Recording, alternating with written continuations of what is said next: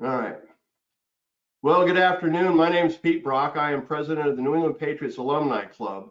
Have been for quite a bit.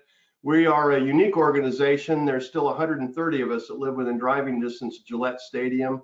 So instead of just getting together, reminding each other how famous we once were, we thought we'd do good things out in the community. And one of the reasons that we're here today is to highlight some of the things that we're doing in the community and some of our alumni that are involved out there. I'm joined today by Max Lane.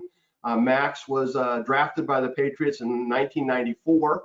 Had a 7-year career in the NFL. Started Super Bowl 31 following the 1996 season. Played in 100 games, 70 starts. You all know Max Lane, and he's always been involved in most of the things that we do out in the community. He's as a volunteer. And he's in high demand for a lot of the appearance requests that we get. But man, Max, we are in a weird world these days with the coronavirus and the stay-at-home mandate that's throughout most of the state here in Massachusetts. It's really hard to get out in the community, but you've found a way. I'll have you talk about the work that you're doing, but just to introduce the concept, the Kraft family and the New England Patriots Foundation, the Revolution Charitable Foundation, have teamed up with the Massachusetts Military Support Foundation to provide meals to active duty military, veterans, and their families who have limited access to food due to the coronavirus in this time. And you've found a way of helping, Max. Why don't you describe a little bit about the program you're doing and your involvement with them? Well, it started probably about 3 weeks ago. Our own Donna Spigarolo let us know as an alumni group that she had been contacted by the Massachusetts Military Support Foundation down at the Joint Base on Cape Cod. And the program that they were getting ready to start with a huge goal of boxing 50,000 boxes of food for these vets with limited access to food, and some of them, a lot of them elderly, that had the potential to be quarantined. Once I found out about that from Donna, I'm not really doing a lot right now, so I always take any excuse to drive down to the Cape. So, I went down there to check it out on the first day, and not really knowing what I was going to find. And what I found down there was a warehouse on the base that has been used continuously for other veteran support initiatives involving food, clothing, anything that kind of can help support the needs of veterans that are in need down there and throughout Massachusetts. And when I got down there, the whole program was starting. They got donations from Ocean State Job Lot with all the boxes. They had getting food from Greater Boston Food Bank, from Amazon. Cisco got involved, and of course Donna was down there the first day, and we started the whole process of, first you gotta, if you're going to box up 50,000 boxes of food, Ocean State Job Lot doesn't deliver those boxes already built. You have to build those boxes. They come in flat sheets, flat boxes, and you've got to construct them. So we had a group of volunteers. Now in this warehouse down there, it can only handle a certain amount of volunteers, especially because of the distancing that is, necessary these days. So you could only handle like maybe at the most 15 people working at any one time. The first day that we were down there, Garen Barris and I were there, along with Donna, and then some other people that had volunteered, along with people that work for the organization. The guy that's in charge of the Massachusetts Military Support Foundation is a guy named Don Cox. And then another guy, Pete Brady, is the kind of like his right-hand man in charge of the Cape Cod Military Support Foundation. So those two guys were running the show. And what we were doing down there for the first 3 weeks of this program was constructing the boxes, packing them, but we had, I called them shoppers. They had a storage room set up with all the food, and people would go around with the boxes and put, a number of items into these boxes. These boxes hold enough food, items of non-perishables for 2 people for 14 days, 3 meals a day. So technically 84 meals, items enough for 84 meals in each of these boxes. Wow. Now, I look at what's in those boxes and I don't think that they've got enough for me for 4 days. But like the guy said, we're not trying to get them fat. We're just trying to keep them alive.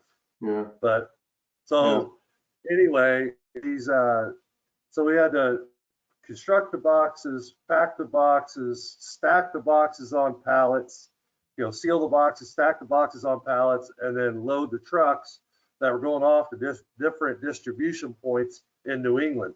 At the beginning, they were servicing Rhode Island and other parts on the outer Cape, like out towards Harwich and Provincetown. But then they started branching out, along with Donna, kind of setting up a distribution center in the parking lot at Gillette Stadium. Right. Cisco donated 2 trailers, and so a lot of the boxes that we were boxing started going to Gillette. And then I think with that became the thought of using the Foxborough terminal as a more mass producing operation for what we were doing down in this little warehouse down on the Joint Base on the Cape Cod. I imagine you could get more people involved at the Foxborough terminals, because I went down there and saw the operation the other day, and it looked like a half a mile worth of warehouse. So even with social distancing and the amount of donated product you were getting in, at least you had room for all of that to move around. Answer me this: when those trucks leave, would they be then met by military families or active military people at certain locations, or were those trucks delivering to food banks that gave access to the military?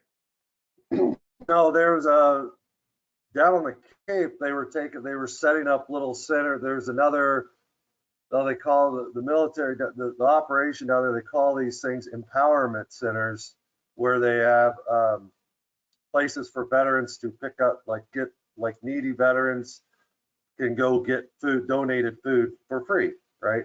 And they had one of those empowerment centers down in Harwich, so they would take some of the food was going there. There's a lady that runs this program up at Fort Path for wounded veterans, and she was getting, so she asked for, a number of pallets. So they were shipping pallets of boxes up to Fort Devens. Another offshoot of that group was up in Methuen, so some of the pallets went up there. And then, once Gillette became active or live, a lot of that, I think a lot of the veterans were coming to Gillette directly to get it. Now, with the operation going to the Foxborough terminal, I went down there yesterday and I saw the warehouse myself, and holy moly, it's like the